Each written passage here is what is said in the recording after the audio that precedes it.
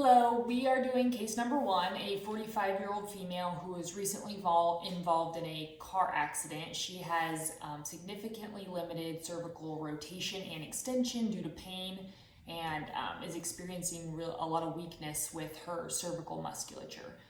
So for the first couple exercises towards the beginning of therapy, one of the things we're going to do are cervical snags. This should help with mobility into rotation and extension, as well as helping to modulate some of the pain she's feeling in those areas. So I'm going to teach the patient to do self snags into rotation first. So we're going to take a pillowcase and we're going to put the edge of it up against the problem area of your neck. Kind of pinpoint that segment that is most problematic and maybe most painful. And then we are going to rotate the neck to that painful range and back off just a little bit. Are we there? Back off just a little bit? Okay. So we're going to lay this arm down on your chest, and then this one you are going to give yourself just a little pull and mobilize that neck just a little bit into rotation. So you can kind of rotate with the pull and feel it out. And then what we're going to do for an exercise here is we're going to go to that painful range, back off, and then we're going to stay in that range and kind of oscillate out here for 15 reps. Okay. This shouldn't be painful. We're going to try and do this 2 sets of that 15 bilaterally, both sides, every day. At least once a day, as long as there's no pain. If the patient finds that this is helping modulate pain, they can do it multiple times a day. As far as the extension one, dosing is going to be the same. It's kind of to patient tolerance. So if it helps with the pain, we can do it more often, but we don't want to cause any pain. So same thing, we're going to rest the edge of that pillowcase kind of at the base of the skull, just at those first few cervical vertebrae. And we're going to look up and give yourself a little bit of traction at the same time. So we're going to pull up and into extension. So as a treatment here, we're going to go to pain, back off just a little bit, and then stay right in that range and oscillate a little bit with that pillowcase. So we're going to do the same dosing again, 15 oscillations at the top. We're going to do 2 sets of that daily, and then more if that helps with pain. Okay, and then for our other beginning exercise, we lucked out, and our patient happens to have a blood pressure cuff with a detachable gauge, so we just got lucky. So for this, we're going to teach them how to do motor control. Like this.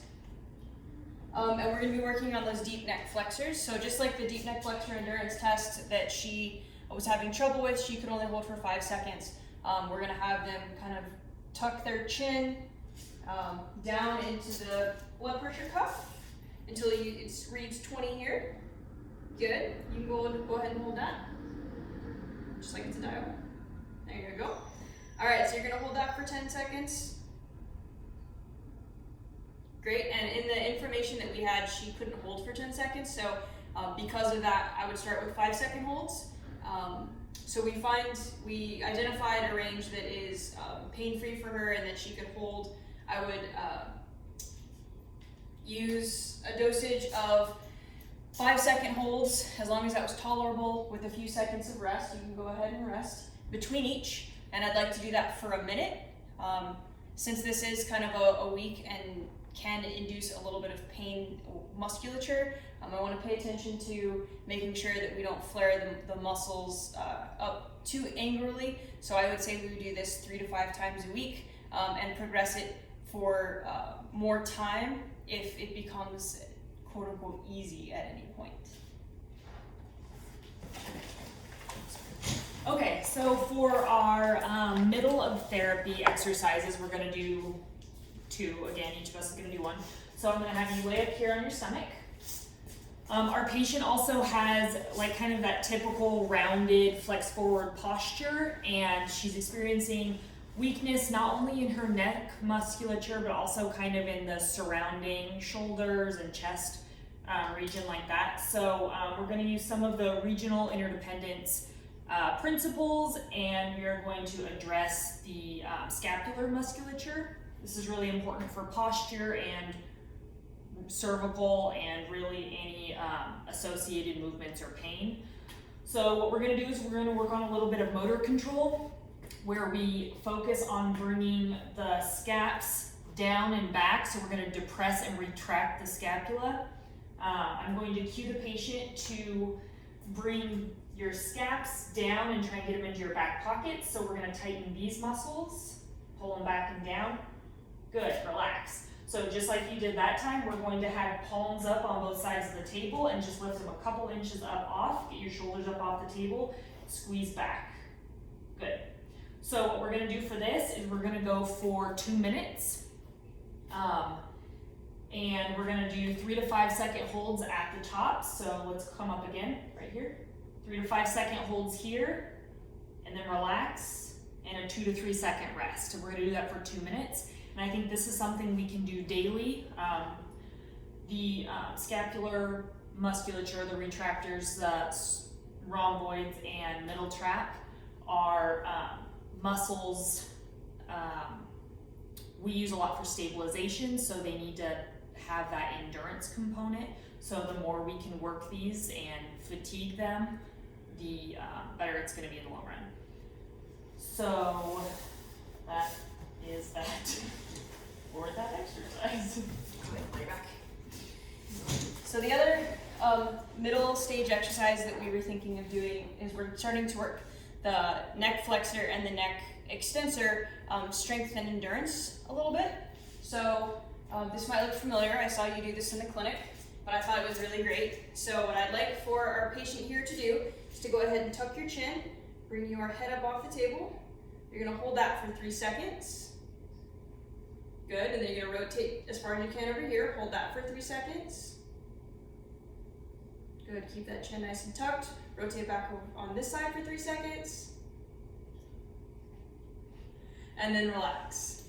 So that would technically be 1 rep. Instead of doing this for reps and sets, I'd like to do this for time. So I would set a timer for a minute to start, as long and Amanda's normal and wonderful and healthy and all of the things, and she was struggling just a little bit with this exercise. I think it's something that not a lot of us work on, myself included.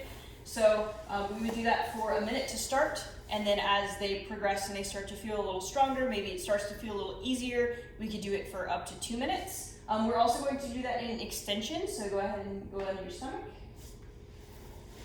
Hands down by your sides. So same thing, I want you to go ahead and tuck that chin nice. Extend the head, good. We're gonna hold that for 3 seconds. Look over to me, as far as you can. Hold that for 3 seconds. Good, and look the other way. Good. Keep that chin nice and tucked, everything nice and tight. Good, and relax. And so that's how we would do the extension component of those exercises. All right, and for the final 2 exercises that we would kind of progress the patient to right before a like maybe a discharge. These are return to work, return to activity sort of exercises. Our patient is interested in getting back to spinning and Zumba classes. So the first exercise we're going to do is a high row to a face pull. I also saw you do these in clinic, so I know that you like them. So you are the patient, so I'm going to have you take these. Stand behind you. So what's important with this is that we have good posture, and we're going to maintain that good alignment and chin tuck, because we want to make sure that the patient is able to control that musculature and her neck and feel safe with dynamic movement. So we're going to have you pull from here, straight back, and then up. Good. And this is a lot closer to like a plyometric sort of activity, more power oriented. So for this, what we would do is 6 to 8 reps, 3 to 4 sets, And we're just gonna do it 3 to 5 times a week. And then the last thing that we were thinking, she wanted to get back to Zumba, and Zumba requires a lot of stabilization in the neck while your hands and your legs are doing all kinds of different things. So we were thinking of doing a Palloff press with our lovely dog chew toy weight in the middle here. And what I'm going to instruct the patient to do is, again, keeping that good posture with your head and neck, good, nice shoulders back, good posture there. And so where there's just kind of minimal tension on the band is where I'd like for her to start. And then I want her to take 2 steps out and move the band as she moves, keeping a good posture like that. And again, this looks a little silly and our weights maybe not working quite as well as we had hoped. But it gives her an opportunity to work on dynamic stabilization while her arms and her legs are doing other activities, and it allows her to keep that good posture. Good job. So I'd like for her to do that for 2 minutes, and I'd like for her to do it 3 to 5 times a week.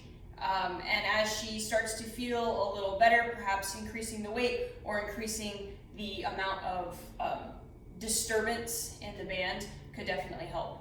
More tension as well would also increase the difficulty. And I think that's all. That's it.